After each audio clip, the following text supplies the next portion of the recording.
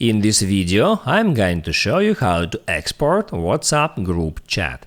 That is quite simple and easy to do, so let's begin. And first, open up WhatsApp application and then just open up WhatsApp group.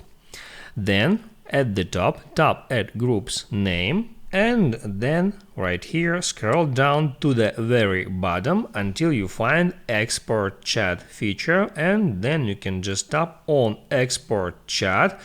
The zip archive has just been formed and now you can choose the way you want to save this archive.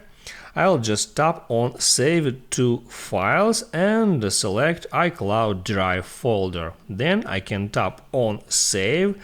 Now I can hop out WhatsApp and open up My Files application, where I can add iCloud Drive folder, scroll down, and there I can find a zip file that I have just exported. Write down in the comments below if it helps you, and don't forget to subscribe.